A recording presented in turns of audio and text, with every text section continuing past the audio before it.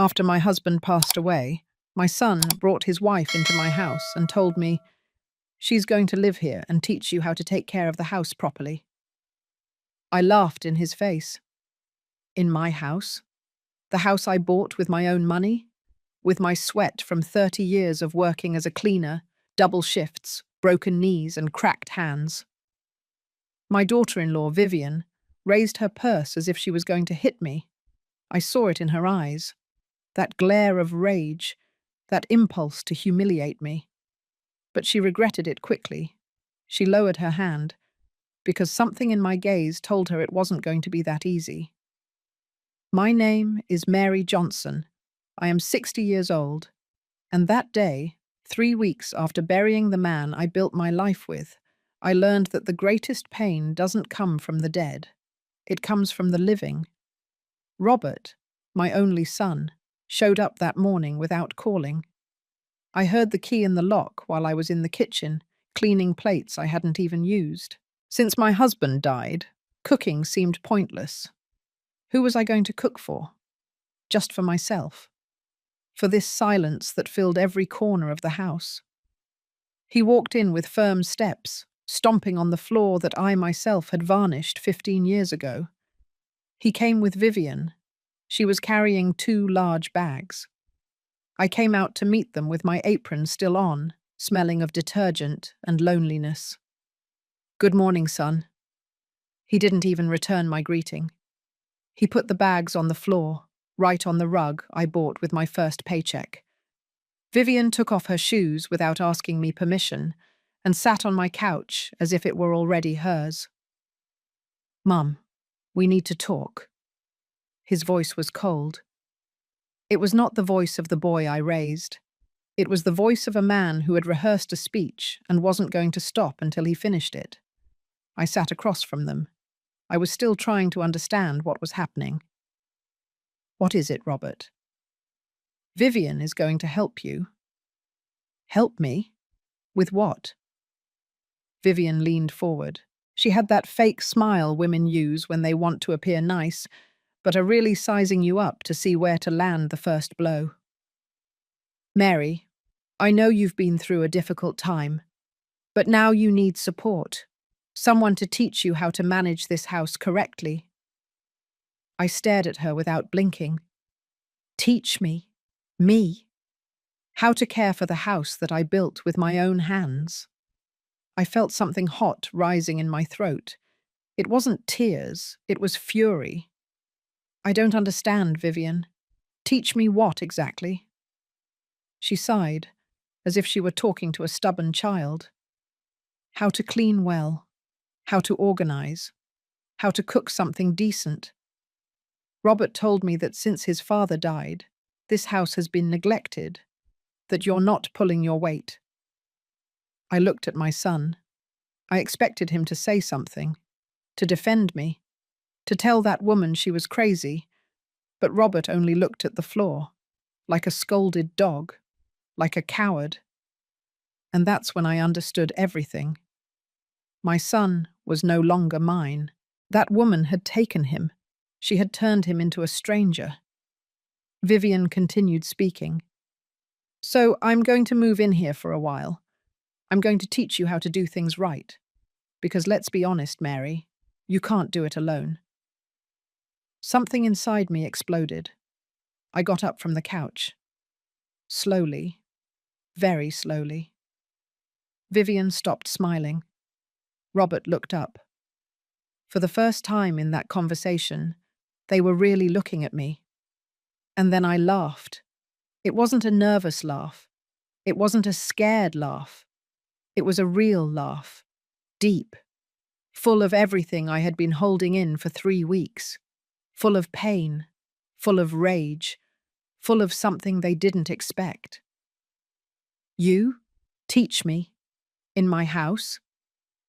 Vivian frowned. "Yes, Mary. In this house. Because clearly you don't know how." I interrupted her. "In my house that I bought with my own money? With the 30 years I spent cleaning offices, bathrooms, and other people's floors while you weren't even born? With the knees I ruined scrubbing stairs so that my son could have clean clothes and hot food every day. My voice sounded strange, louder than I expected. Vivian stiffened. Robert was still quiet, but now he was pale. I built this house, Vivian, brick by brick, payment by payment. Every piece of furniture you see here I bought. Every plate, every sheet, every nail in these walls has my sweat on it. Vivian got up from the couch. Her face was red. Her fists were clenched. Don't talk to me like that, Mary. I'm your son's wife. I deserve respect. I walked closer to her. I wasn't scared. Not anymore. Respect is earned, girl. It's not demanded. That was it. That's what made her explode. Vivian raised her purse. I saw it coming. That quick movement, that arm lifting to hit me in the face. But I didn't move. I stood there, looking her straight in the eye. And something in my gaze stopped her. She lowered the purse. She was breathing hard, trembling with rage. Robert finally spoke.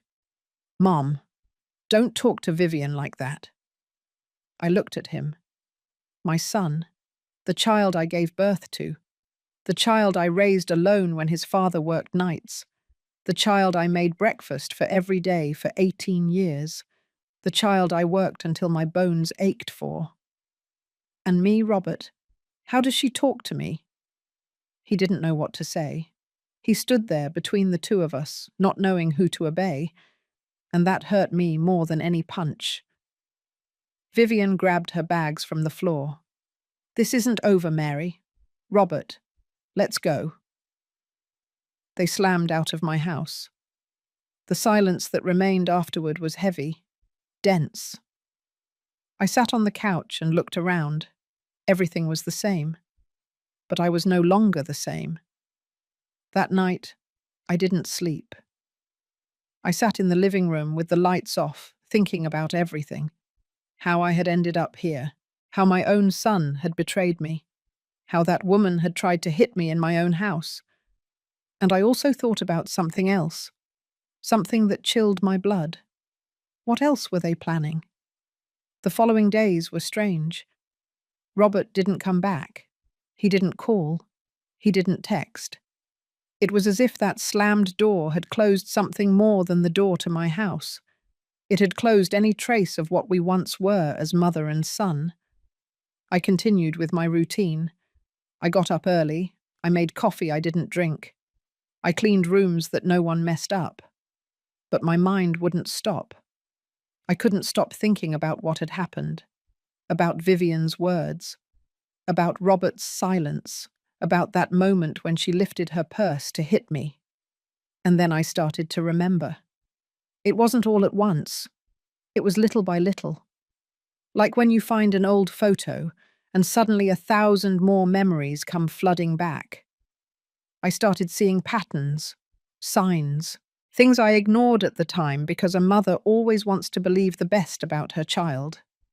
The first time I noticed something strange was 2 years ago. It was my birthday. I was turning 58. Robert had promised to come for lunch. I prepared his favorite meal, baked turkey with mashed potatoes, fresh salad, pecan pie that took me all morning to make. I set the table nicely. I took out the good plates, the ones we only used for special occasions. My husband was still alive. He was also waiting for Robert. We both sat down to wait. An hour passed, then 2. I called Robert 3 times. No answer. I sent texts. Nothing. The food got cold. My husband hugged me and told me he must have had an emergency at work. I wanted to believe him. At 7 o'clock that evening, Robert finally called. Sorry, Mum. My day got complicated. I promise I'll come next week. His voice sounded normal. It didn't sound guilty. It didn't sound regretful. It sounded as if forgetting your mother's birthday was nothing important. No problem, son. I love you. I hung up the phone and cried silently as I threw the food in the trash. But that was just the beginning. After that, the cancellations became frequent. He always had an excuse. There was always something more important, a last-minute meeting, a commitment with Vivian's family, a headache, tiredness, traffic. I always understood. I always told him not to worry, that the important thing was that he was okay. But inside, something was breaking. Then came Christmas last year, the last Christmas we spent with my husband alive. I had asked Robert to come for dinner. I begged him. My husband was already sick. We already knew he didn't have much time left. I wanted one last Christmas together, all three of us, as a family. Robert said yes. He promised he would be there.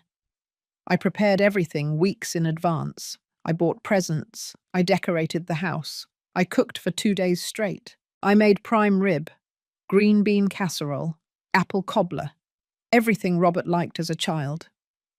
My husband helped me with what he could. He was so weak he could barely stand. But he also wanted that dinner. He also wanted to see his son. The table was ready at 8 o'clock at night. The candles were lit. The food was hot.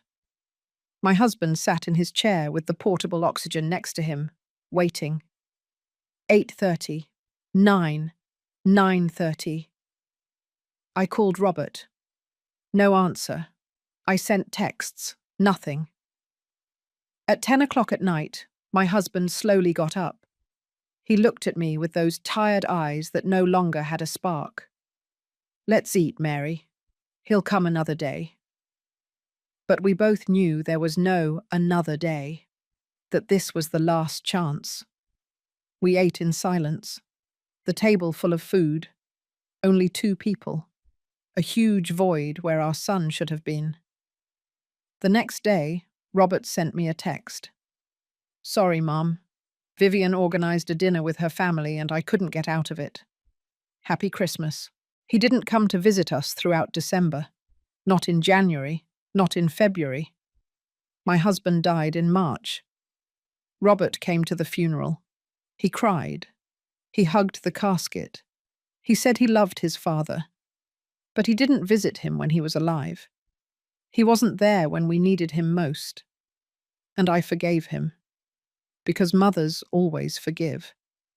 Because I thought the pain would change him, that his father's death would make him come back to me.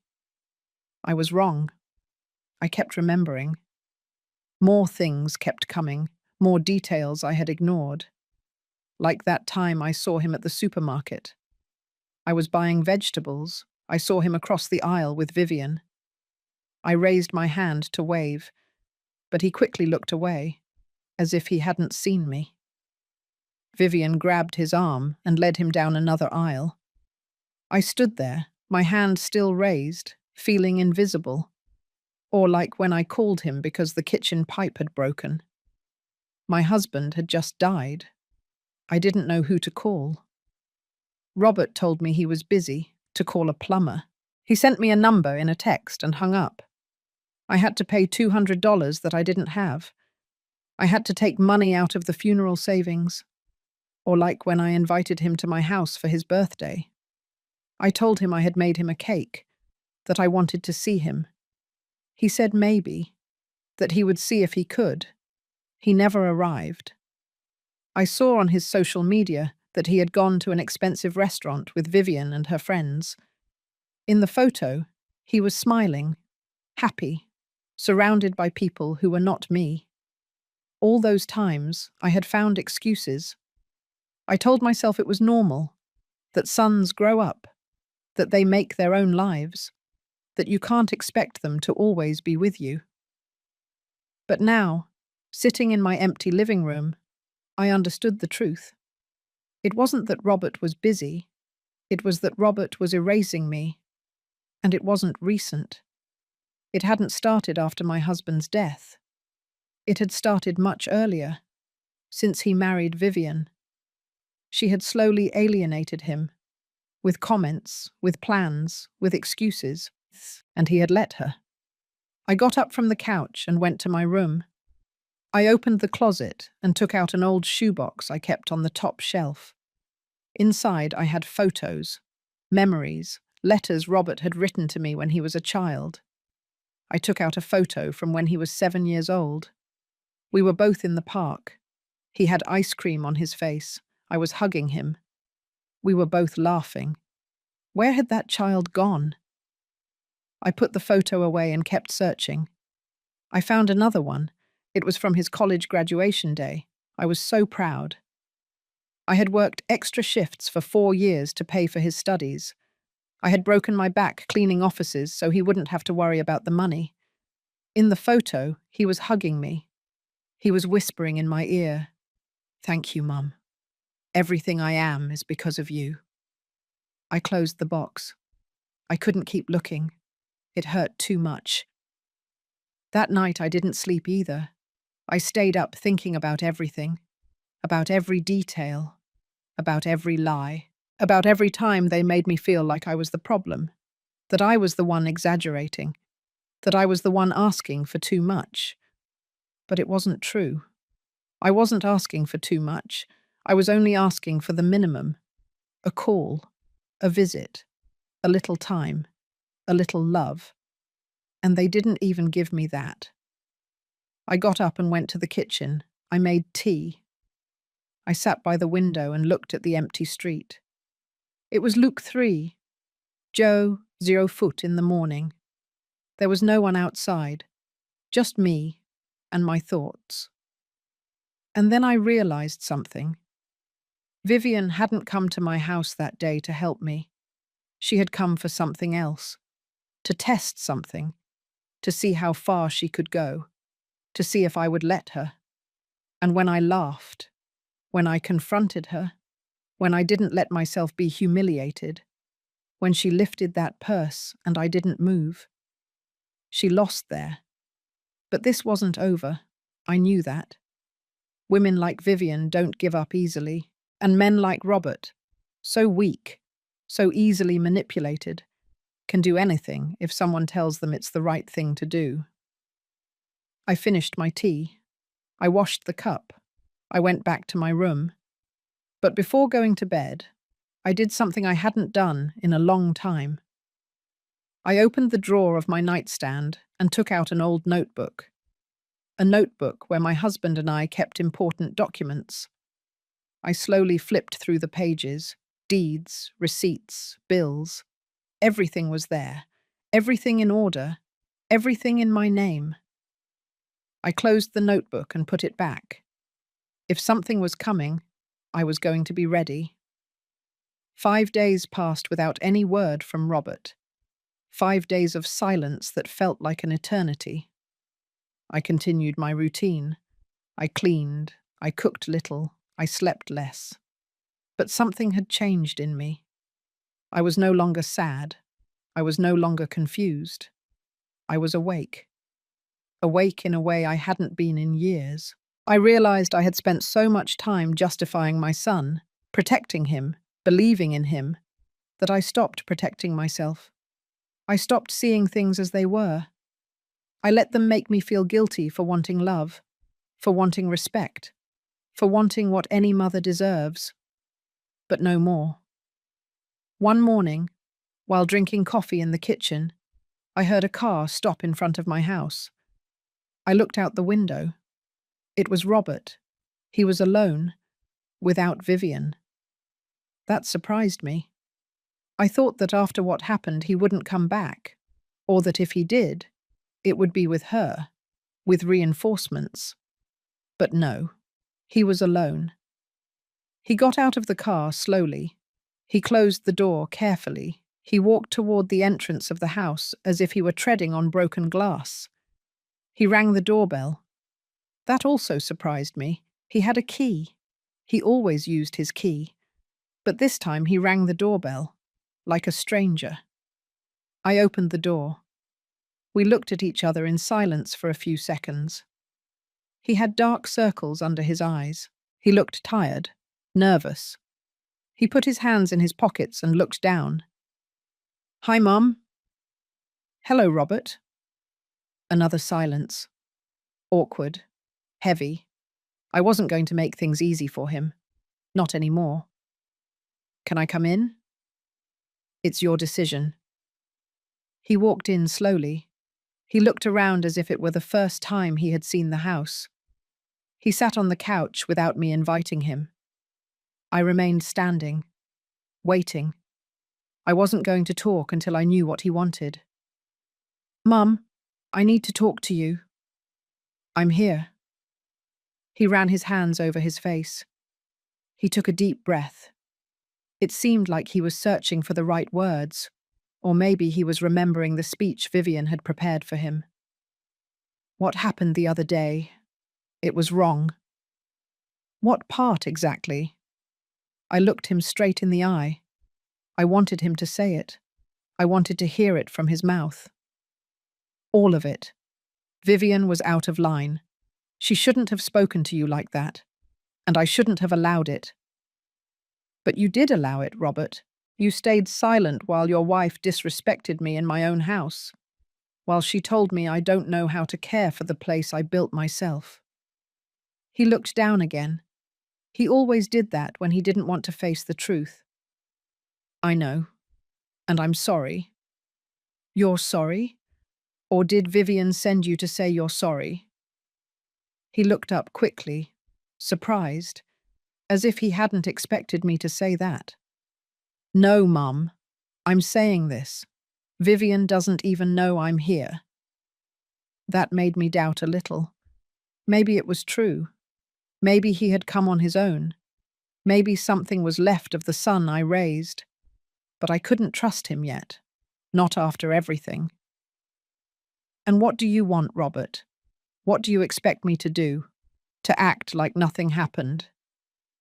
No, I just want us to talk. To fix this.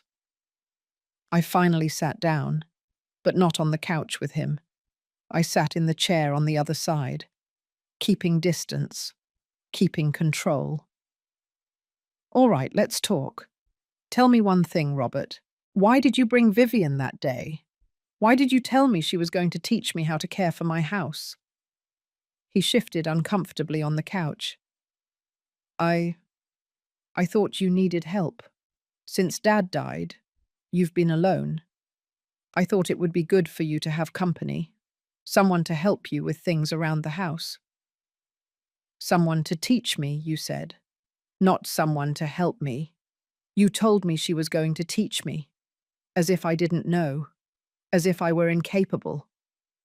I didn't mean to say it like that. But you did say it like that, Robert, and Vivian made it very clear. She didn't come to help me. She came to take control, to tell me how I should live in my own house. The silence returned. He looked small now, shrunken on the couch, like a scolded child. But I didn't feel pity, not anymore. Mum, I know things have been weird between us. I know I haven't been present like I should be, but I want to fix it. I want us to be family again. Family? When was the last time you acted like family, Robert? When was the last time you called me just to see how I was doing? When was the last time you came to visit me without me asking? He didn't answer, because he had no answer. Do you remember my birthday 2 years ago? I prepared your favorite meal. I waited all day. You didn't show up. You didn't even call until night. That was a long time ago. Mum, do you remember the last Christmas with your father? I asked you to come. I begged you. He was dying, Robert. And you didn't show up. You preferred to go to dinner with Vivian's family. His face changed. It turned red. He clenched his fists. It's not fair to throw that in my face now. You know what's not fair, son?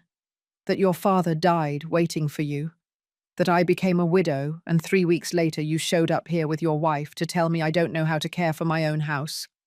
That's not fair. He got up from the couch. He started walking in circles. He was nervous, angry, but not at me. He was angry because he knew I was right. I didn't come here to fight, Mum. I don't want to fight either, Robert. But I'm also not going to keep pretending that everything is okay. Not anymore. He stopped in front of me. He looked at me with those eyes that were once those of a sweet child, but now they were the eyes of a confused man, lost. What do you want me to do? Tell me what you want and I'll do it. I want you to tell me the truth. Why have you been pulling away from me? Why did you stop visiting me? Why did you stop calling me? Was it your idea, or was it Vivian's idea? He opened his mouth to speak, but nothing came out. He stood there, silent, searching for words he couldn't find. And that's when I knew the answer. Vivian, I whispered. It was her, wasn't it? She's been filling your head. She's been telling you things about me. It's not like that, Mum. Then tell me how it is, Robert. Explain to me why my son, the child I raised alone while his father worked, the child I gave everything to, now treats me as if I were a burden, as if I were a problem to be solved. Tears started falling. I couldn't stop them. But they weren't tears of weakness. They were tears of rage, of pain, of everything I had been holding in. Robert came closer. He tried to hug me, but I moved away. No, Robert, you can't fix it with a hug. Not after all this. He dropped his arms. He looked defeated, lost, but he still wasn't telling me the truth. He was still protecting Vivian. I think you should leave, I told him. Mum, please. Leave, Robert. Come back when you're ready to tell me the truth, when you're ready to be my son again. He stood there for a few more seconds, waiting for me to change my mind, but I didn't. Finally, he walked toward the door. Before leaving, he turned around. I love you, Mum. I love you too, son. But love isn't enough when there's no respect. He left and closed the door behind him. I heard the car start. I heard him drive away, and I stood there, standing in my living room, feeling the silence again.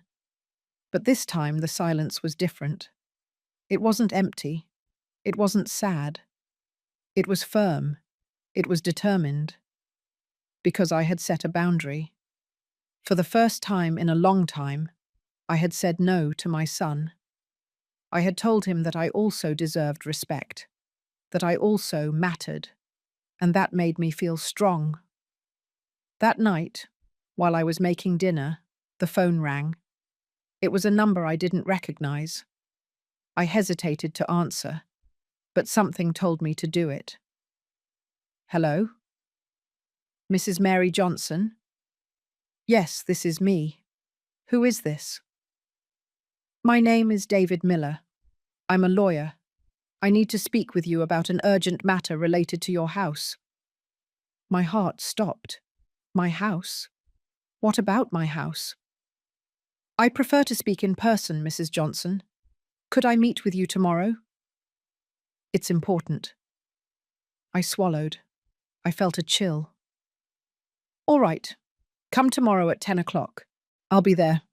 Thank you, ma'am. I hung up the phone. I kept staring at the wall. What was happening? Why did a lawyer want to talk to me about my house? And then I knew it. This wasn't over. Something bigger was coming. That night, I couldn't sleep. I stayed awake, staring at the ceiling, thinking about the lawyer's call. What did he want to tell me about my house? Why was it so urgent? 1,000 thoughts went through my head. None of them good. At Luke 6, Geo 0 foot in the morning, I was already up. I showered. I dressed carefully. I wanted to look presentable, strong. I made coffee and sat down to wait. The hours passed slowly. Every minute felt like an eternity. At exactly 10 o'clock, the doorbell rang. I opened the door and saw a man around 40 years old. Grey suit, black briefcase, glasses. He had a serious but kind face. He extended his hand. Good morning, Mrs. Johnson. I'm David Miller. Come in. I showed him into the living room. I offered him coffee. He accepted. We sat across from each other. He took some papers out of his briefcase. I waited in silence. My heart was pounding. Mrs. Johnson, I came because I received a very strange inquiry 2 weeks ago. A woman named Vivian Chavez contacted me. I felt my stomach sink. Vivian? Yes. She told me she was your daughter-in-law. She asked me to investigate the legal situation of this property. She wanted to know if there was any way for her and your son to claim rights to this house. I froze. I couldn't believe what I was hearing. Claim rights to my house?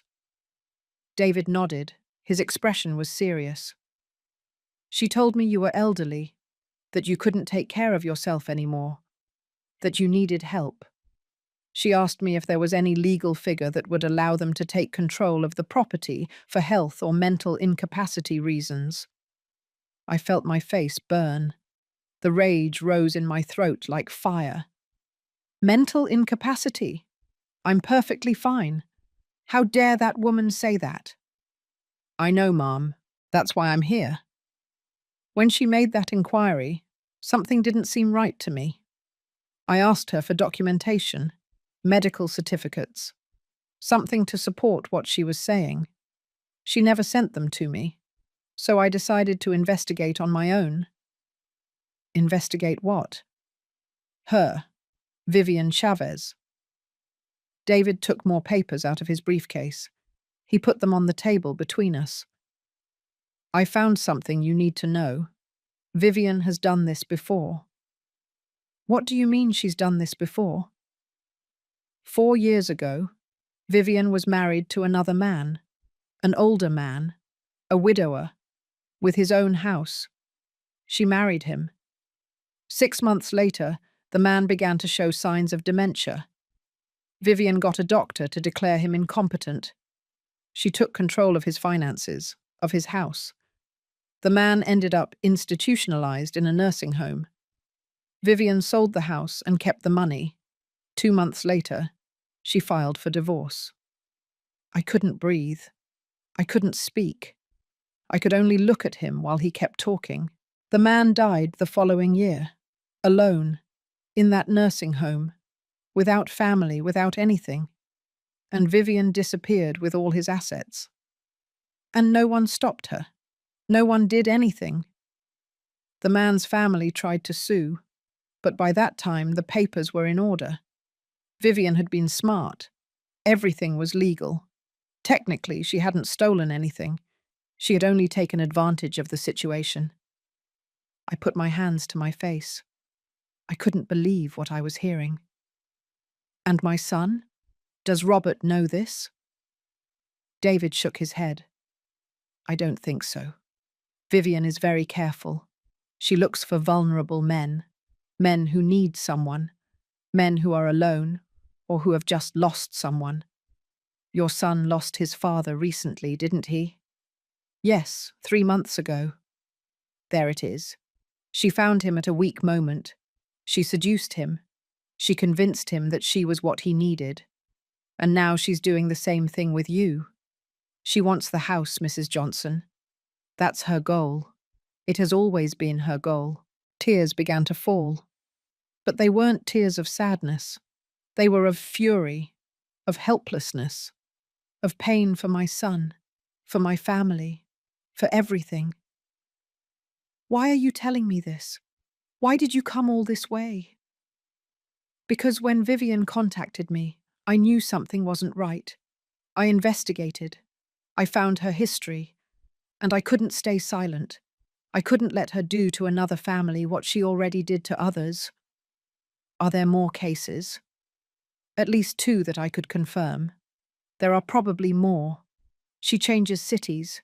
She changes her name sometimes. She uses different last names. She's an expert at this. I wiped my tears. I tried to think clearly. What can I do? How do I stop her? First, We need to make sure this house is completely protected. Are the papers in your name? Yes, everything is in my name. My husband and I bought this house 30 years ago. When he died, everything passed to me. I have the deeds. I have everything. Good. That's good. But we need to do something more. We need a clear will. We need documents that show you are in full use of your mental faculties. We need to legally shield everything so Vivian can't do anything. David took a card from his pocket and handed it to me. This is my card. I can help you with all of that. Free of charge. Consider it a pro bono service. I can't allow this woman to keep destroying families. I took the card with trembling hands. Thank you. I don't know what to say. You don't have to say anything. You just have to protect yourself. And protect your son. My son? How do I protect him? He's blinded by her. He won't believe me. Then we have to show him the truth. With evidence, with documents, with facts he can't deny. David pushed the papers toward me. Take this, read it. Everything is here. The names of the previous victims, the dates, the legal documents. Everything you need to know about who Vivian Chavez really is. I took the papers carefully. They were thick, many pages, many pieces of evidence. Can I take this to Robert? You can, but I advise you to protect yourself first. Secure the house, make the will, gather your own documents, and then confront your son. Because when he sees this, everything is going to explode. And you need to be prepared. David stood up. He put the rest of his papers in the briefcase. I'll call you tomorrow to start with the paperwork. In the meantime, don't tell anyone. Not Robert. Not Vivian. No one can know that I came here. Why? Because if Vivian finds out that you know the truth, she's going to speed up her plans. And we don't know what she's capable of when she feels cornered. A chill ran down my spine. Do you think she might hurt me? I don't know, but I don't want to find out. Be careful, Mrs. Johnson. Lock the doors well. Don't let her into your house. And if you notice anything strange, anything at all, call me immediately. I nodded. I felt dizzy. This was all too much. David walked toward the door. Before leaving, he turned around. You'll be fine, ma'am. You're stronger than you think. And now you have the truth on your side. That's the most powerful thing you can have. He left. I locked the door. I leaned against it. The papers were in my hands, heavy, full of horrible truths. I went to the kitchen. I poured myself a glass of water. I drank slowly. I tried to calm myself. I tried to process everything I had just heard. Vivian was a scammer, a predator. She had destroyed families. She had left a man to die alone in a nursing home. And now she wanted to do the same to me. She wanted my house. She wanted to take me out of my own life. And my son had no idea. I sat at the kitchen table. I opened the papers David had given me. I started reading. Every page was worse than the last. Photos of Vivian with different men, marriage certificates, divorce certificates, property sale deeds, complaints that never went anywhere, testimonies from destroyed families. Everything was there. Black on white, irrefutable. I reached a page that made me stop. It was an old photo. Vivian was younger, maybe 25 years old. She was next to an older man. He was smiling. He looked happy. Below the photo, it said, Richard Stone, 68 years old, married to Vivian for 8 months, declared incompetent, institutionalized, died alone. I looked at the photo for a long time. That man had been someone. He had had a life, a house, dreams. And Vivian took it all away from him. I wasn't going to let her do the same to me. I put the papers away in a safe place. I hid them at the back of my closet, inside an old box that no one would check. The rest of the day I spent in silence, thinking, planning.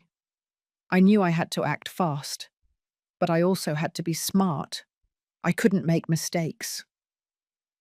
That night, while I was having dinner alone, my phone rang. It was Robert.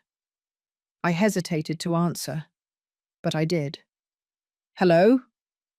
Mom, it's me. Can we talk? Now is not a good time, Robert. Please, Mum. Just 5 minutes. I sighed. All right. Speak. I want you to come to my house for dinner tomorrow. Vivian and I want to talk to you. We want to fix things. I felt a knot in my stomach. A dinner? With Vivian? After everything I had just discovered? I don't know, Robert. Please, Mum. It's important. We want to start over. We want us to be family again. His voice sounded sincere, desperate. But I already knew the truth. I knew this wasn't his idea. It was hers. It was another play. All right, I finally said. I'll go. Really? Yes, what time? At 7 o'clock. I'll text you the address. I'll be there. I hung up the phone. My heart was pounding. I knew that dinner was a trap. I knew Vivian was planning something. But I was planning too. I was going to go to that dinner. But I wasn't going as a victim. I was going with the truth in my hands, and with David Miller as backup. Because if Vivian wanted to play games, I knew how to play too. And this time I held all the cards.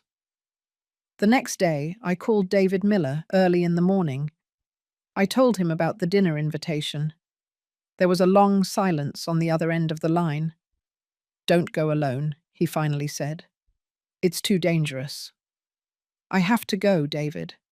If I don't go, they'll suspect. They'll know something has changed.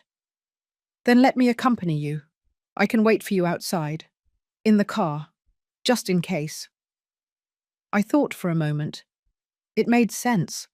I didn't know what to expect from that dinner. I didn't know how far Vivian was capable of going. All right, but let's keep this discreet. I don't want them to know you're there. Understood. Text me the address and I'll meet you there at 7 o'clock. I spent the day preparing, not just emotionally, also practically. I went to the bank. I asked for certified copies of all the deeds to my house. I asked for bank statements. I asked for every document that proved I was the legitimate owner of my property and that I was in full use of my faculties. The bank employee looked at me strangely. Is everything all right, Mrs. Johnson? Yes, I just want to have everything in order. A lie. Nothing was all right. But I couldn't tell that to a stranger. Then I went to the notary's office. I asked the notary to draw up a document certifying that I was mentally and physically capable, that no one was pressuring me, that all my decisions were mine. Ma'am, this is very unusual, the notary told me. Is there a problem? I just want to protect myself. I want it to be clear that no one can make decisions for me without my consent. She nodded. She didn't ask any more questions. She made the document for me. I signed it. She sealed it. She gave me 3 copies. I returned home with all those papers. I stored them along with the ones David had given me. Now I had a complete file. Evidence, documents, truths. At Luxauzo Hongfoot in the evening, I started getting ready. I put on a simple but elegant dress, wine colour. I did my hair. I put on a little makeup. I wanted to look dignified, strong, not like a victim. Before leaving, I put copies of some documents in my purse, just in case. Just in case I needed to show Robert something. Just in case I needed to defend myself. At Luke Sexjo 25 foot, I left my house. David was already waiting for me on the corner, in a grey car, discreet. I walked up to his window. Ready? As much as I can be. Remember, I'll be out here. If something goes wrong, if you feel you're in danger, call me. Or run out. Whatever. But don't stay there if things get ugly. Understood. And Mary, one more thing. Be strong, but be smart. Don't reveal everything you know. Observe first. Listen. Let them talk. People always give themselves away when they talk too much. I nodded. He was right. I couldn't go in there and throw all the cards on the table. I had to play this smartly. I arrived at Robert's apartment at exactly 7 o'clock. It was a small apartment, nothing fancy, nothing compared to my house. That made me think. If Robert had so little, why had Vivian married him? The answer was obvious. She didn't marry him. She married the possibility of taking my house. I rang the doorbell. I heard footsteps inside. The door opened. It was Robert. He was smiling, but the smile didn't reach his eyes. "Mom, thank you for coming. I'm here." I walked in. The apartment smelled of home-cooked food. The table was set. Everything looked very neat, very planned. Vivian came out of the kitchen. She was wearing an apron. She was also smiling. It was also fake. "Mary, it's so good you came. I hope you're hungry. I made your favorite dish." My favorite dish? You don't even know what my favorite dish is, I thought to myself. Not out loud. Not yet. I still had to play the game. "Thank you, Vivian." The three of us sat at the table. Robert poured wine. Vivian brought the food, chicken with rice, salad, bread. Everything looked good. But I wasn't hungry. My stomach was tight. We ate in silence for a few minutes, uncomfortable. No one knew how to start the conversation. Finally, Robert spoke. "Mum, we asked you to come because we want to apologize. What happened the other time was very wrong. Vivian and I have talked about it, and we want to start over." I looked at Vivian. Her head was down. She was playing with the food on her plate. "Is that true, Vivian? Do you want to apologize?" She looked up. Her eyes were cold, but her voice was sweet. "Yes, Mary. I crossed the line. I shouldn't have spoken to you like that.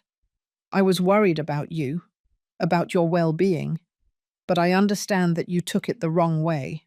I'm sorry." Fake. Everything was fake. I could see it on her face. I could feel it in the air. Worried about me? Is that why you said I didn't know how to take care of my house? Is that why you tried to hit me? The atmosphere became tense. Robert shifted uncomfortably in his chair. Vivian stopped smiling. "I wasn't going to hit you, Mary. I was just frustrated." "You raised your purse at me, Vivian. I was there. I saw it. It was an impulse, a moment of madness. But I wouldn't have done it. I would never hurt you." Liar. I knew she was a liar. I knew what she had done before. I knew what she was capable of. "All right," I finally said. "I accept your apology." Robert let out the breath he was holding. Vivian smiled again.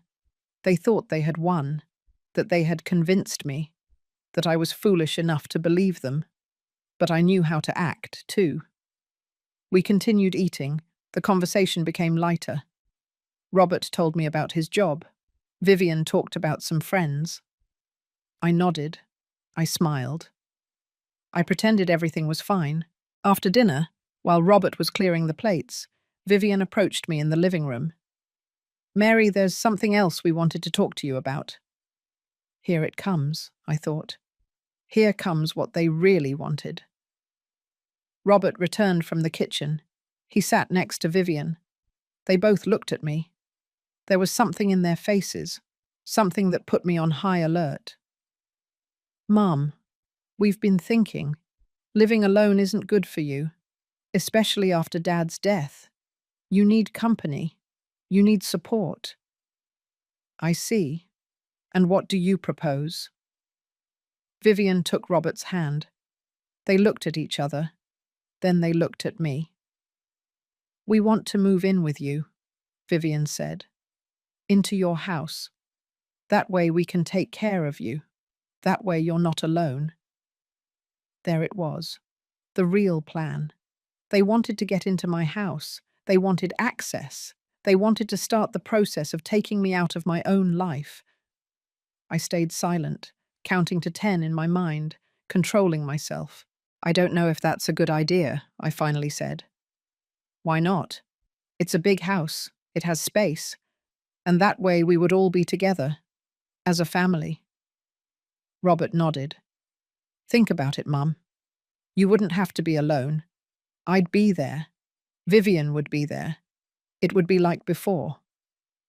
Like before what? Before they abandoned me?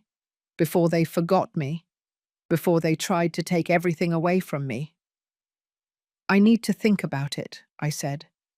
It's a big decision. Vivian tensed up.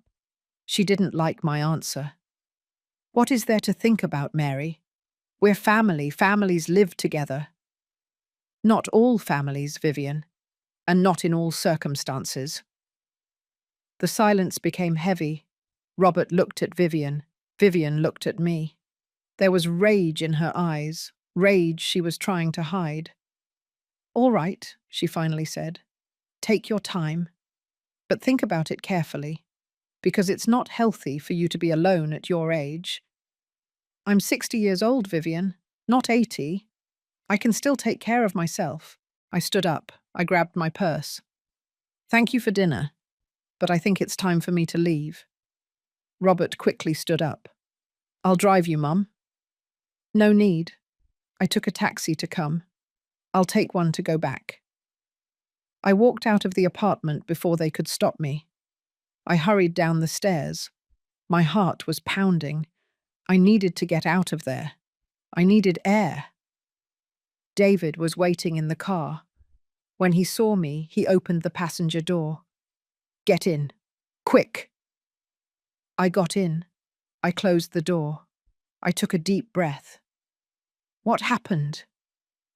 They wanted to move into my house. That was their plan.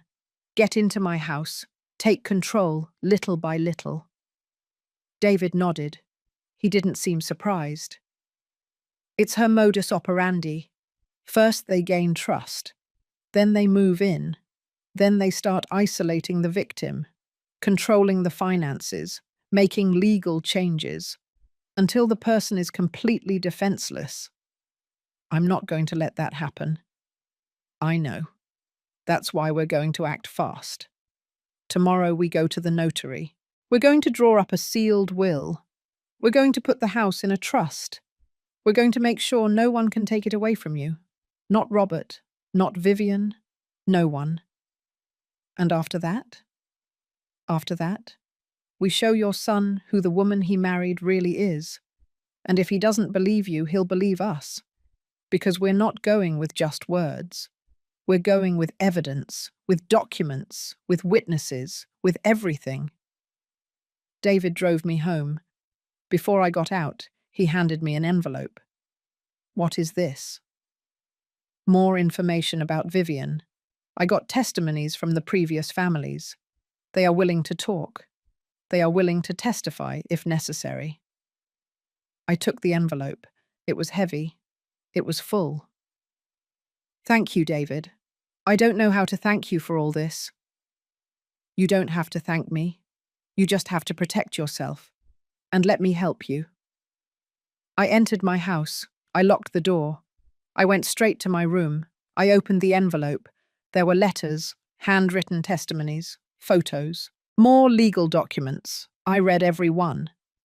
Heartbreaking stories, destroyed families, elderly people abandoned, stolen assets. And in the center of everything, always the same woman. Vivian Chavez, with different last names, with different stories, but always the same pattern. I put everything away with my other documents. Now I had a complete file, a solid case, irrefutable proof. Tomorrow I would start shielding my house, protecting my assets. And then, the hardest part would come. I would have to show my son the truth about his wife. And I prayed that he would believe me before it was too late. The next 3 days were a race against time. David and I worked non-stop. We went to the notary. We made the will. We put the house in a trust that only I could modify. We opened a new bank account where I transferred my savings. We changed the locks on my house. We made copies of all the important documents and put them in a safety deposit box at the bank. Every step we took made me feel safer, more protected, but also more aware of how close I had been to danger. If David hadn't shown up, if he hadn't warned me, I probably would have already signed something. I probably would have already let Vivian and Robert move in. And then it would have been too late. Robert called me twice during those days. He wanted to know if I had thought about their proposal, if I was ready to let them move in with me. Each time I told him the same thing. I'm still thinking. I need time. He didn't like it. I could hear the frustration in his voice. And behind that frustration, I could hear Vivian. She was surely pressuring him. She was surely telling him I was difficult, that I was stubborn, that I was selfish for not wanting help. But I no longer felt guilty. I no longer felt bad for setting boundaries. Because now I knew the truth, and the truth had freed me from guilt. On the 4th day, David came to my house with more news. I found someone who wants to talk to you. Who?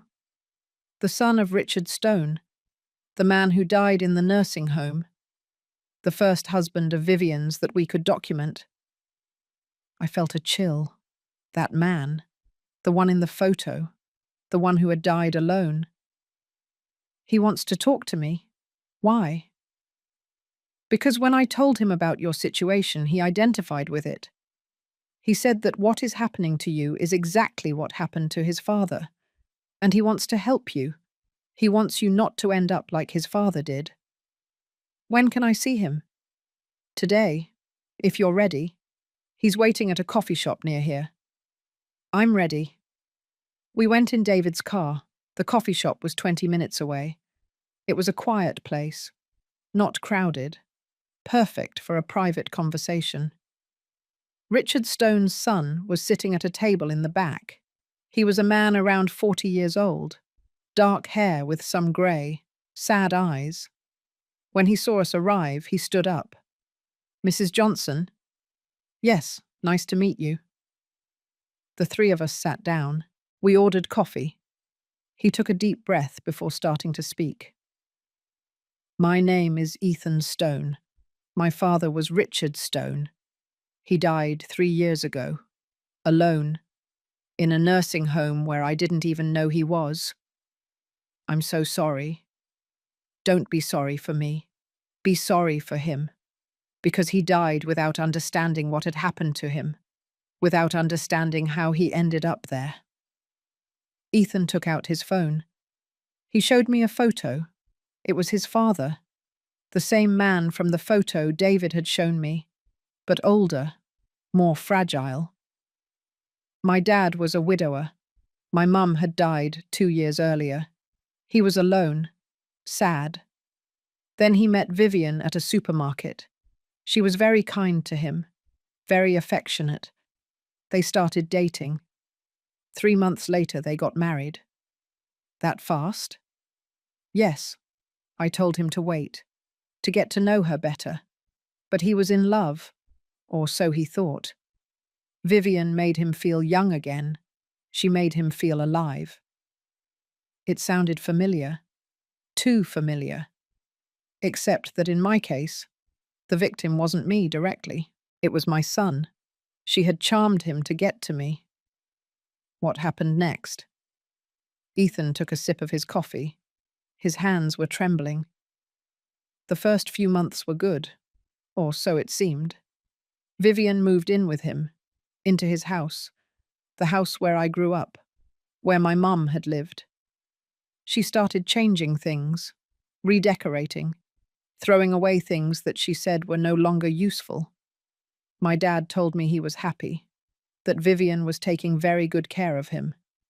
But then things changed. Ethan ran his hands over his face. Vivian started pulling my dad away from the family, from me, from my sisters. There were always excuses, that he was tired, that he wasn't feeling well, that he needed to rest. Visits became less frequent, then almost non-existent. Like Robert with me, I thought. The same pattern. And then, out of nowhere, Vivian called us. She told us that my dad had been diagnosed with dementia, that a doctor had said he could no longer take care of himself, that she had had to take control of his finances because he could no longer manage his money. Was it true? Did he have dementia? Ethan shook his head angrily.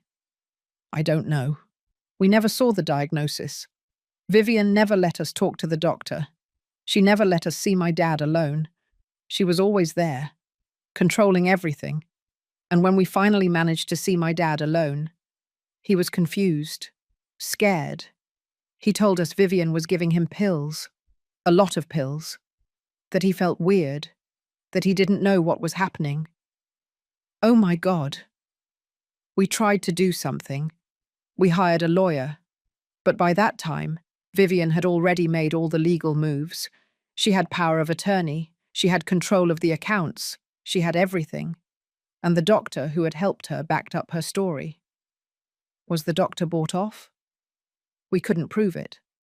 But yes, we believe so. And the house? She sold it. 6 months after marrying my dad. She sold it for $200,000. She kept all the money. And she institutionalized my dad in the cheapest nursing home she could find.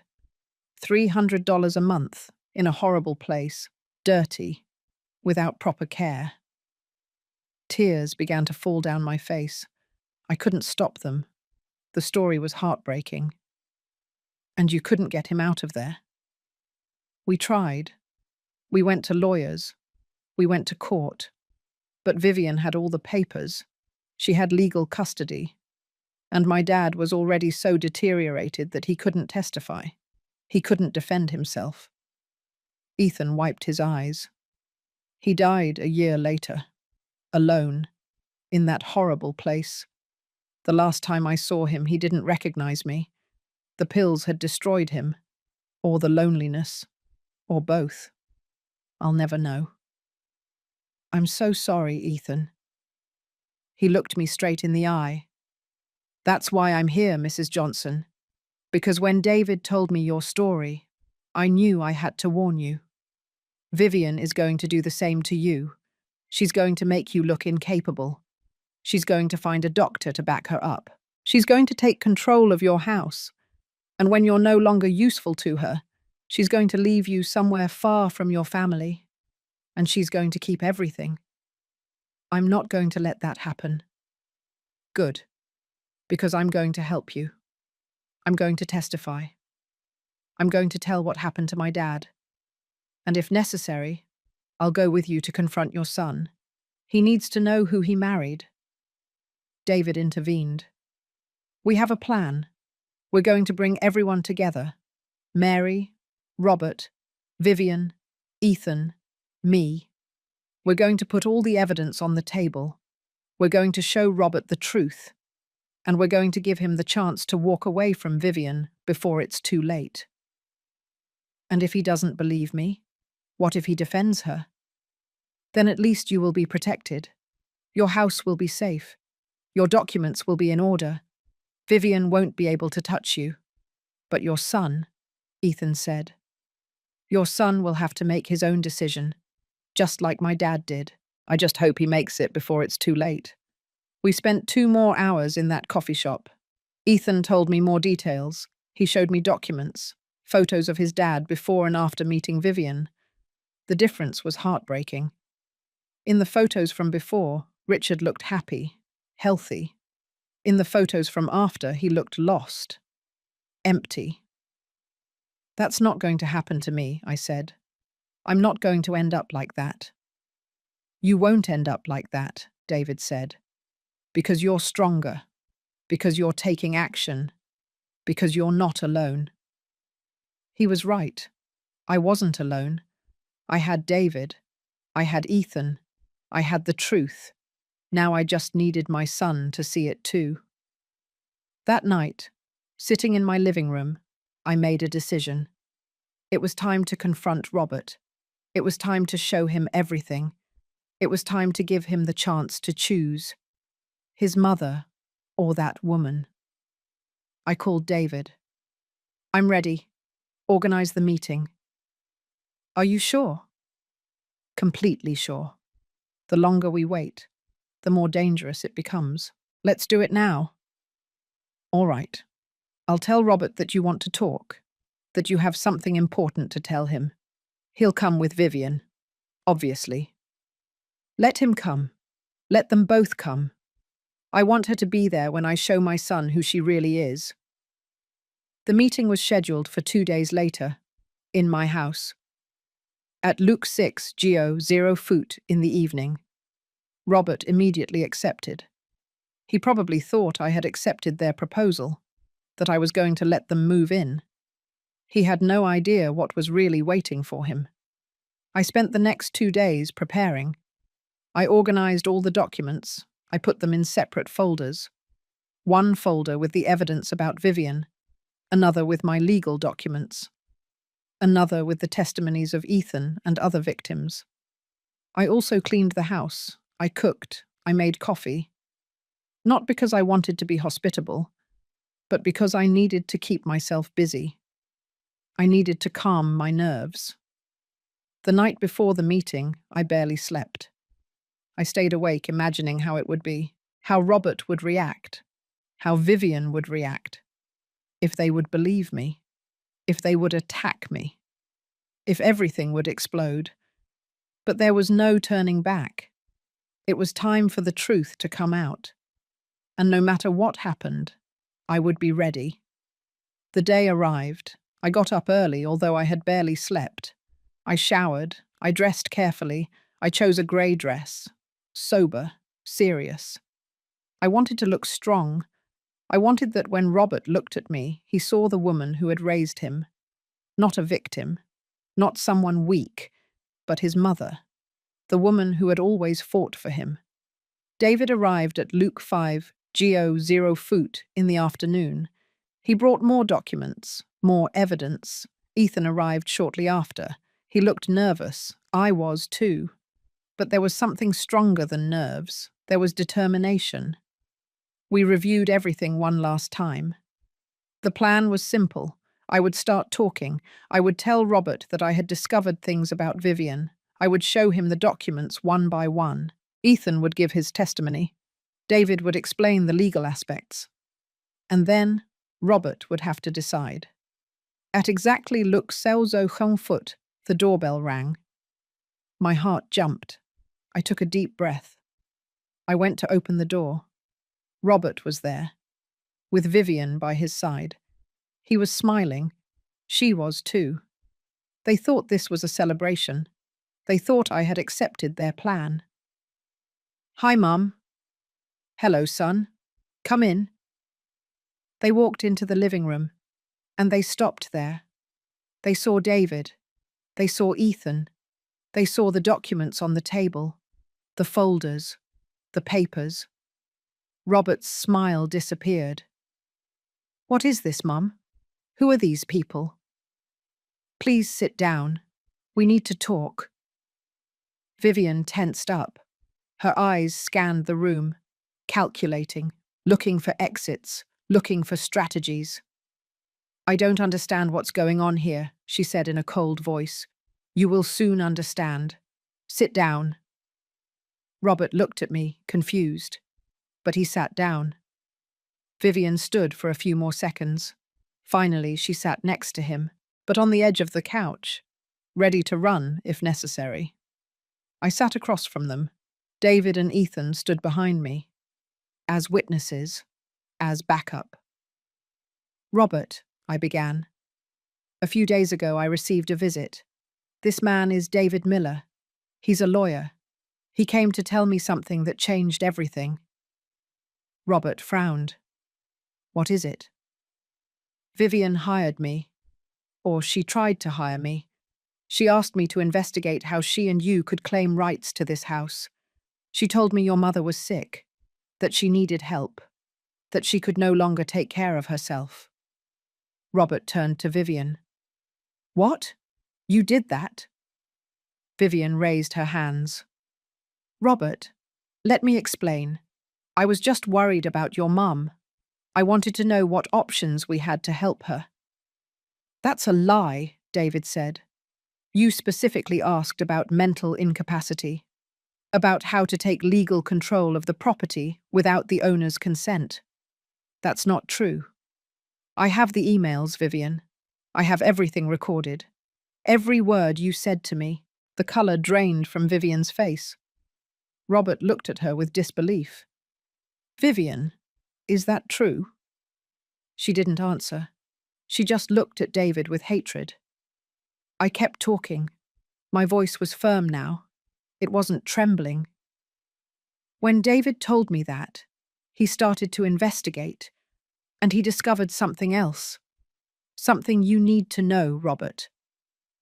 I picked up the first folder. I opened it. I took out the photo of Richard Stone. This man was named Richard Stone. He was 68 years old. He was a widower. He lived alone. And 4 years ago, he married Vivian. Robert took the photo. He looked at it. Then he looked at Vivian. You were married before. You never told me. It was a long time ago, Vivian said quickly.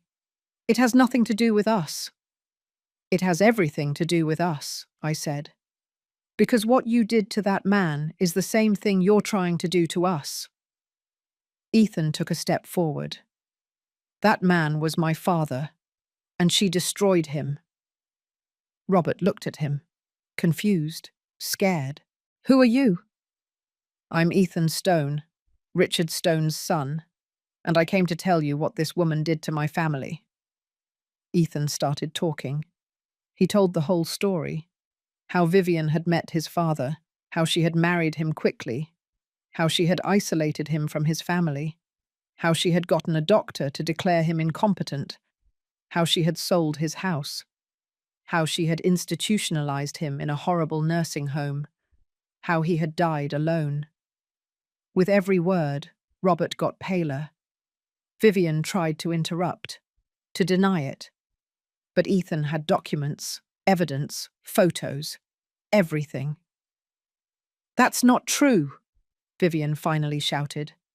This man is lying. He's crazy. I don't know who hired him to say these things, but I have the marriage certificates, David said. I have the deed of sale for the house. I have the nursing home records. I have everything, Vivian. You can't deny it. I took more papers from another folder. And there's more, Robert. Richard wasn't the only one. We found at least 2 other cases, 2 other older men, widowers, with property. Vivian married them, and in both cases they ended up losing everything. No, no, no. Robert got up from the couch. This can't be true. Vivian, tell me it's not true. Vivian also got up. There were tears in her eyes, but I knew they were fake. Robert, my love, you have to believe me. These people are trying to separate us. Your mother has never accepted me. She hired these people to invent lies about me. I didn't hire her, I said firmly. David came on his own, because he has a conscience, because he didn't want to be an accomplice to what you were planning. I took out the last document, the most important one. And I also found this, an application you made 2 weeks ago, to the Department of Social Services, asking them to evaluate my mental health, saying that I posed a danger to myself, that I needed supervision. Robert took the paper. He read it. His hands were shaking. Vivian, you did this. It was for her own good, Robert. Your mum is alone. She's depressed. She needs professional help. I'm perfectly fine. My voice came out louder than I expected. I'm not sick. I'm not crazy. What happened is that you wanted me to be declared incompetent so you could take my house, to do the same thing to me that you did to Richard, to the others. That was your plan all along. Robert let the paper drop. He put his hands to his head. I can't believe this. I can't. David spoke calmly. Robert, your wife is a professional scammer. This is what she does. She looks for vulnerable men, men who have just lost someone. She seduces them. She marries them quickly. And then she begins the process of isolating them from their families and taking their properties. That's a lie, Vivian shouted. It's all a lie. Then explain the previous marriages, I said. Explain the documents. Explain why you hired a lawyer to investigate how to take my house. Explain why you wanted me to be declared incompetent. Vivian looked at me with pure hatred. There were no more smiles. There was no more pretense. Just rage. You, she whispered. You ruined everything. It could have been easy. You could have accepted our help. But you had to be difficult. You had to investigate. She turned to Robert. Tell these people to leave. Now. But Robert didn't move. He was in shock, looking at Vivian as if she were a stranger. Is it true? Everything they're saying. Is it true? Vivian opened her mouth. She closed her eyes. And when she opened them again, something had changed. She was no longer the sweet wife. She was someone else. Someone cold, calculating. You're an idiot, Robert. You always were. I thought I could manage you, that you could be useful, but you're as weak as your father. Robert took a step back, as if he had been hit. What did you say? I never loved you. I never cared about you. I only cared about this, she pointed around. This house. This property. $250,000. I calculated. Maybe more. And I would have gotten it if your mother hadn't been so nosy.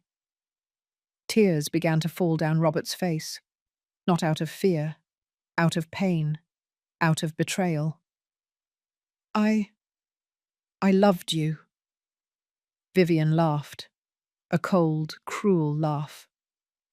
Everyone loves me. At first. It's easy to make fools like you fall in love. You act. You say what they want to hear. You make them feel special. And then when they're hooked, you start taking control. She walked toward me. David stepped in, but I stopped him with a gesture. You should have accepted my help, Mary. It would have been easier for everyone. But now you're going to have trouble. I'm going to sue you. I'm going to say you threatened me, that these men attacked me. I'm going to make your life impossible. You're not going to do anything, David said, because I have everything recorded, every word you just said. And if you try to do anything against Mrs. Johnson or Robert, I'm going to take this to the police. I'm going to take all the documents, all the evidence, and I'm going to sink you. Vivian froze. You're lying. David took out his phone. He pressed play, and there it was. Vivian's voice, her own words, her confession. It's over, Vivian. You lost. For a moment, I thought she was going to attack me. I saw the rage in her eyes. I saw her clench her fists. But David and Ethan were there, and she knew she couldn't win. She grabbed her purse. She looked at Robert one last time. You're pathetic. Like your mother. Like all of you. And she left. She slammed the door, making the walls shake. We heard her footsteps going down the stairs. We heard a car start. And then, silence. Robert collapsed on the couch, covering his face with his hands, crying, trembling. I walked over to him. I sat by his side. I put my hand on his back. "I'm sorry, Mum. I'm so sorry." I cried too, but not out of pain, out of relief, because my son had seen the truth, because there was still time, because we could still fix this. I hugged him, and he hugged me back, like when he was a child, like when he was scared and only I could protect him. "I'm sorry, Mom. I was a fool. I abandoned you. I treated you badly, and all for a woman who never loved me. It's over, son. It's over." David and Ethan discreetly withdrew. They left us alone, mother and son rebuilding what was almost destroyed forever. The following days were strange. Good, but strange. Robert stayed with me that night. He didn't want to go back to his apartment. He didn't want to be alone. I understood.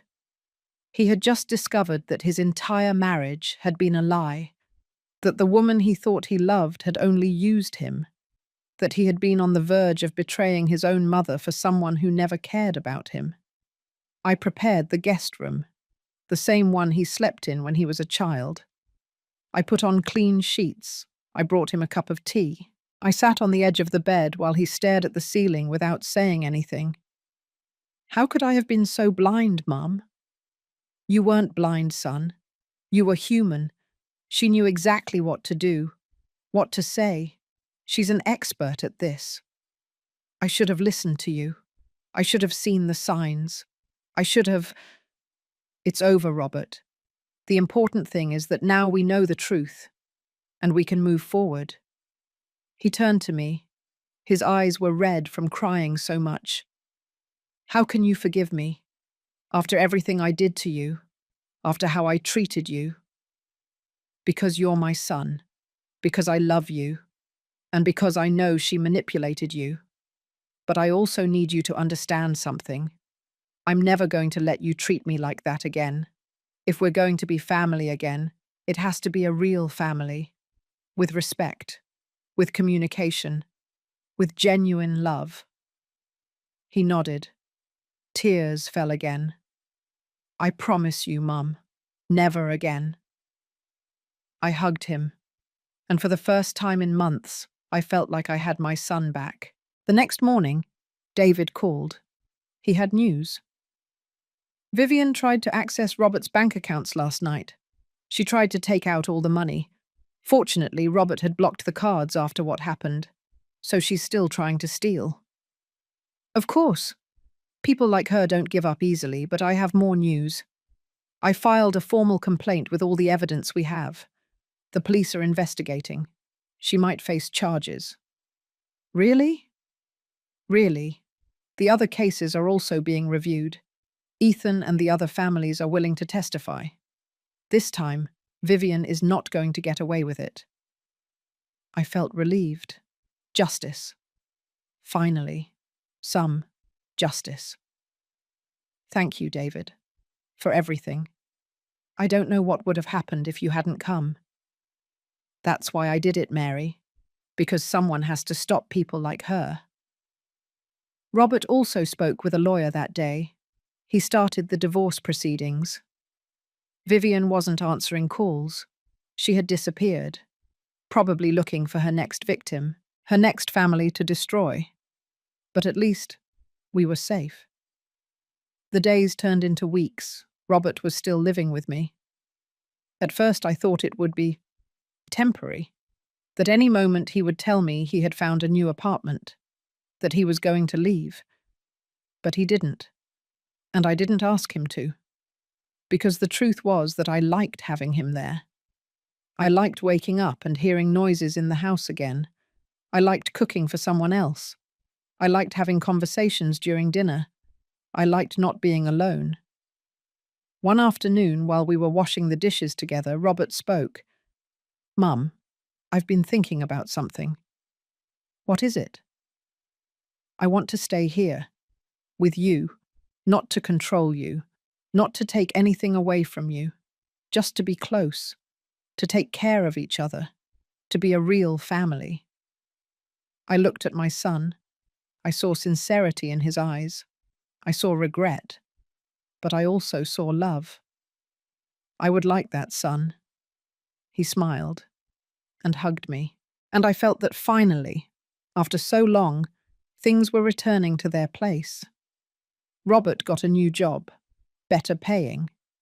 He started contributing to the household expenses, not because I asked him to, but because he wanted to, because it was fair, because that's how real families work.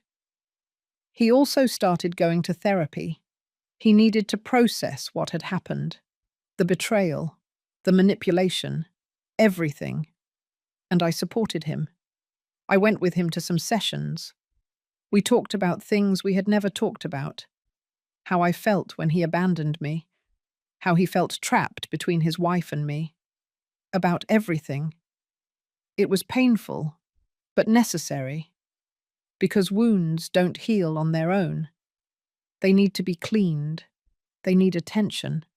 They need time. A month after the confrontation, Ethan came to visit us. He brought good news. The police arrested Vivian. They found her in another city, trying the same thing with another man. But this time, someone recognized her. Someone who had seen the news, and they called the police. Really? Really, she's going to face multiple charges: fraud, breach of trust, forgery of documents. She's going to be in jail for a long time. I sat down. I needed to process the information. Vivian, arrested, finally, after destroying so many lives, after leaving so many men alone, confused, stripped of everything. "How do you feel?" Robert asked me. Relieved, sad, angry, all at the same time. "Me too," Ethan said. "But most of all, I feel like my dad can finally rest in peace, knowing that the woman who destroyed him is going to pay for what she did." We spent the afternoon together, the three of us, sharing stories, healing. Ethan told us more about his father, about the man he had been before meeting Vivian, a good man, hard-working, loving, like my husband. And we realized that we had all been victims, each in our own way, but we also realized that we had survived, and that was what mattered. The following weeks were about rebuilding. Robert and I established new routines. We had breakfast together every morning. We had dinner together every night.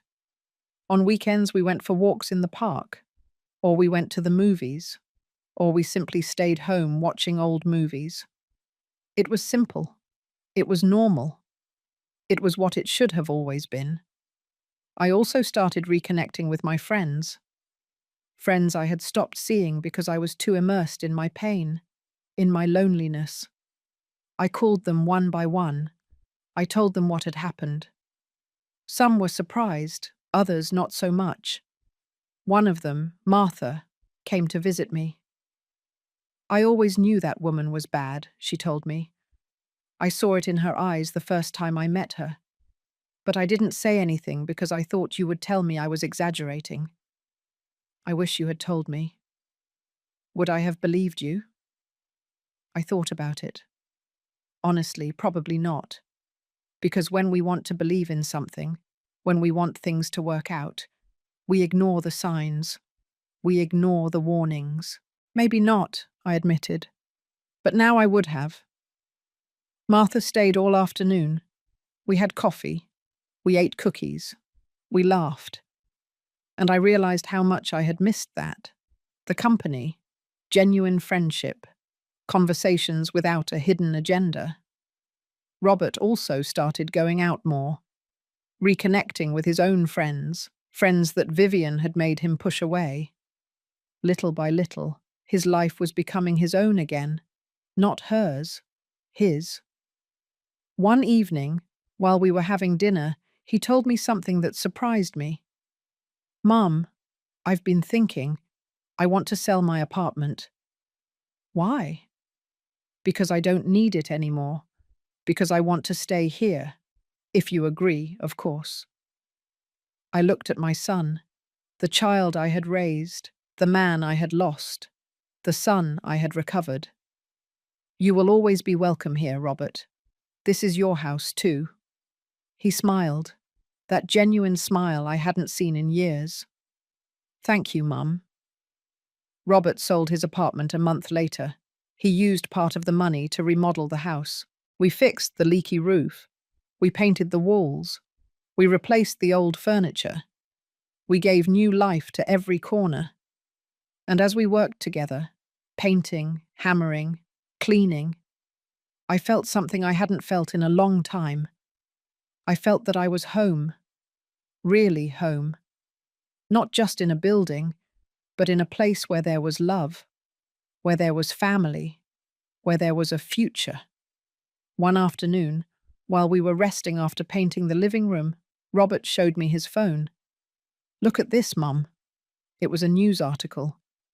Woman arrested for multiple cases of elder fraud. Faces up to 20 years in prison. And there she was, Vivian's photo, in prison clothes, without makeup, without a smile, without masks. She looked small, defeated, nothing like the confident woman who had walked into my house months ago, trying to take everything away from me. How do you feel seeing her like this? I asked Robert. Nothing. I don't feel anything for her, just relief that she can't hurt anyone else. He put his phone away. He looked around the newly painted living room. We built something good here, Mum. Something real. Yes, son, we did. And it was true. We had taken something broken, something almost destroyed, and we had rebuilt it. It wasn't perfect. There were still scars. There were still difficult moments. But it was ours. It was real. It was family. That night, before going to sleep, I went to my room. I opened the drawer where I kept the old photos. I took out a photo of Robert when he was a child, the same one I had seen months ago, the one of the two of us in the park. Him with ice cream on his face. Me hugging him. I smiled. Because that child had returned. Not physically, but in spirit, in essence, in love. I put the photo away. I turned off the light. And I slept peacefully. For the first time in a long time, I slept without fear, without worries, without thinking that I was going to lose everything, because I was no longer alone, because my son had returned, and because together we had won. 6 months have passed since that night. 6 months since the truth came out. 6 months since I recovered my son and almost lost everything I had built in my life. Today I wake up early, as always. But now it's different. I hear noises in the kitchen. Robert is already awake. He's making coffee. I can smell the toast from my room. I get dressed slowly and go downstairs. Good morning, Mum. Good morning, son. We sit down to have breakfast together. We talk about simple things, the weather, his plans for the day, the dinner we're going to make tonight. Normal things, everyday things, but things that I took for granted before and that I now value every day. After breakfast, Robert goes to work. I stay home, but I no longer feel alone. The house has life now. It has energy. It has love. I clean a little, I prepare lunch, and then I sit on the couch with a cup of tea. I look around, the newly painted walls, the new furniture we bought together, the family photos we rehung. All of this was about to disappear. All of this was about to be hers. Vivian's. That woman who almost destroyed my family. But she didn't succeed. And that makes me feel strong. It makes me feel victorious, not because I destroyed someone, but because I defended myself, because I set boundaries, because I didn't let her. The phone rings. It's David. Mary, how are you? Good, David. Very good. I have news. Vivian's trial ended yesterday. She was sentenced to 18 years in prison, with no possibility of parole for at least 10 years. I fall silent. Processing. 18 years. Vivian is going to be in prison until she is an old woman, until she can no longer harm anyone else. Mary, are you there? Yes, I'm here. I don't know how to feel. It's normal. You don't have to feel anything specific.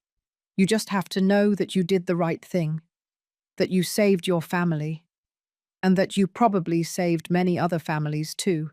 Thank you, David, for everything. Without you, none of this would have been possible. Without you, Mary, without your courage, without your strength, you were the one who defended herself. I just gave you the tools. I hang up the phone. I sit in silence, thinking, reflecting, on everything that happened, on everything I learned. I learned that love isn't enough if there is no respect. I learned that mothers also deserve to be cared for. I learned that setting boundaries is not selfishness, it is survival. I learned that the truth, even if it hurts, is always better than the comfortable lie. And I learned that it's never too late to take back what is yours. Your dignity, your family, your life. That afternoon, Martha comes to visit me. We bring out cake and coffee. We sit in the backyard. It's warm, but there's a pleasant breeze. You look good, Mary. You look peaceful. I feel peaceful. Did you hear about Vivian? Yes. David called me a few hours ago. And how do you feel? Relieved. Sad for all the families she destroyed, but relieved that she can't do it anymore. Martha nods. She takes a sip of her coffee. You know, when all this started, I thought you were going to give up. I thought you were going to let them take everything away from you. But you didn't. You fought. And you won. I didn't feel strong at the time. I felt scared. Courage is not the absence of fear, Mary. It's acting despite the fear. She's right. I was afraid. Very afraid. Afraid of losing my house. Afraid of losing my son. Afraid of ending up alone somewhere forgotten. But I acted anyway. I defended myself anyway. And that changed me. I am no longer the same woman I was 6 months ago. That woman was broken. She was lost. She was willing to accept crumbs of love just not to be alone. But this woman, the one I am now, knows her worth. She knows what she deserves. And she won't accept less. At night, Robert comes home. He brings flowers, a small bouquet of daisies, my favorites. What's this for? Just because. Because I love you. Because you saved my life. Son, you saved me too. We have dinner together. Robert tells me about his day, about a new project at work, about a co-worker he likes, normal things, everyday things, but they mean everything. After dinner, we wash the dishes together, and while we do it, Robert speaks. Mum, I've been thinking about something. What is it?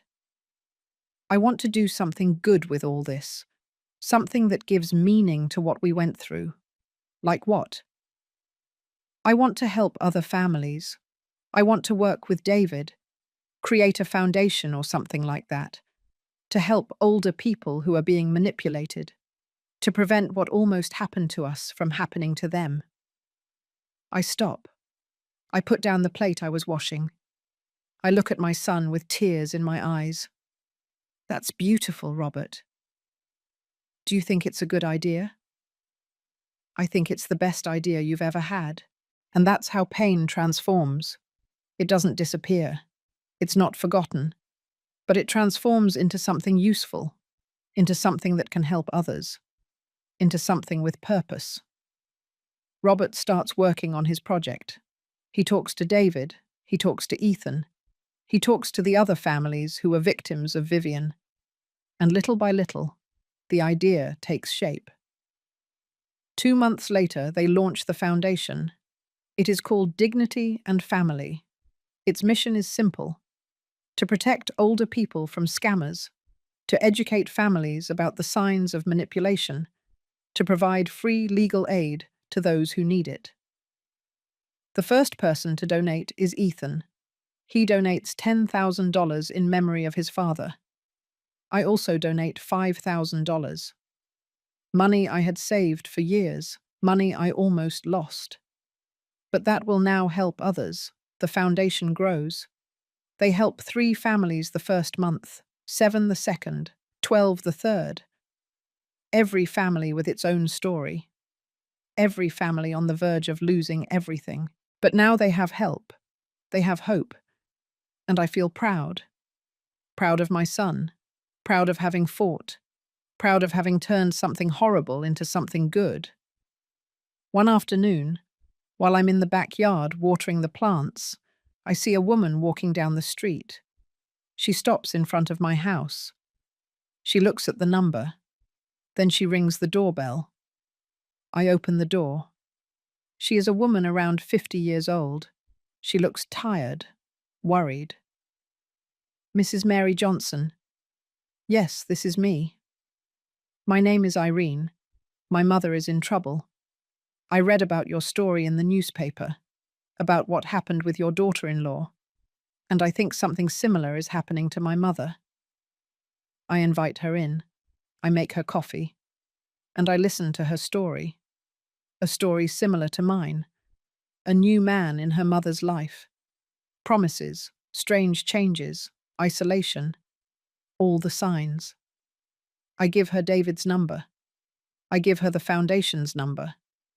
I tell her what I did, how I protected myself, how I saved my house, my life. She cries, tears of relief, of hope. Thank you. You don't know how much this means. After she leaves, I sit in the living room, thinking about how a tragedy can become purpose, about how pain can be the beginning of something good. That night, before going to sleep, I write in my diary. It's something new I started a few months ago. My therapist recommended it. She says it helps to process, to heal. I write about everything that happened, about Vivian, about Robert, about David, about Ethan, about the foundation, about Irene, about everything. And at the end, I write this. Today I understood something. My life didn't end when my husband died. It didn't end when my son abandoned me. It didn't end when that woman tried to take everything away from me. My life continued. And it continues. And as long as I have strength, I will keep fighting. For myself, for my family, for all the people who need to know that they are not alone, that they can defend themselves, that they can win. I close the diary. I turn off the light. And I sleep peacefully. For the first time in a long time, I sleep without fear, without worries, without thinking that I was going to lose everything. Because I am no longer alone. Because my son has returned. And because together, we had won. 6 months have passed since that night. 6 months since the truth came out. 6 months since I recovered my son and almost lost everything I had built in my life. Today I wake up early, as always. But now it's different. I hear noises in the kitchen. Robert is already awake. He's making coffee. I can smell the toast from my room. I get dressed slowly and go downstairs. Good morning, Mum. Good morning, son. We sit down to have breakfast together. We talk about simple things, the weather, his plans for the day, the dinner we're going to make tonight, normal things, everyday things, but things that I took for granted before and that I now value every day. After breakfast, Robert goes to work. I stay home, but I no longer feel alone. The house has life now. It has energy. It has love. I clean a little. I prepare lunch. And then I sit on the couch with a cup of tea. I look around. The newly painted walls. The new furniture we bought together. The family photos we rehung. All of this was about to disappear. All of this was about to be hers. Vivian's. That woman who almost destroyed my family. But she didn't succeed. And that makes me feel strong. It makes me feel victorious. Not because I destroyed someone, but because I defended myself. Because I set boundaries. Because I didn't let her. The phone rings. It's David. Mary, how are you? Good, David. Very good. I have news. Vivian's trial ended yesterday. She was sentenced to 18 years in prison, with no possibility of parole for at least 10 years. I fall silent. Processing. 18 years. Vivian is going to be in prison until she is an old woman, until she can no longer harm anyone else. Mary, are you there?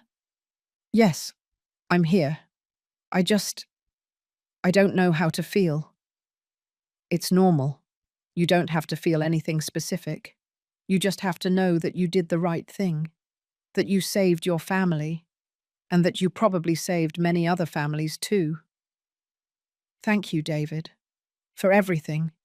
Without you, nothing of this would have been possible.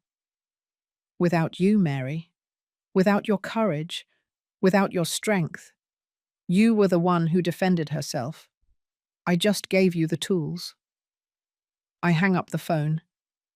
I sit there in silence, thinking, reflecting, on everything that happened, on everything I learned. I learned that love isn't enough if there is no respect. I learned that mothers also deserve to be cared for. I learned that setting boundaries is not selfishness, it is survival. I learned that the truth, even if it hurts, is always better than the comfortable lie. And I learned that it's never too late to take back what is yours. Your dignity, your family, your life. That afternoon, Martha comes to visit me. We bring out cake and coffee. We sit in the backyard. It's warm, but there's a pleasant breeze. You look good, Mary. You look peaceful. I feel peaceful. Did you hear about Vivian? Yes. David called me a few hours ago. And how do you feel? Relieved. Sad for all the families she destroyed, but relieved that she can't do it anymore. Martha nods. She takes a sip of her coffee. You know, when all this started, I thought you were going to give up. I thought you were going to let them take everything away from you. But you didn't. You fought. And you won. I didn't feel strong at that moment. I felt scared.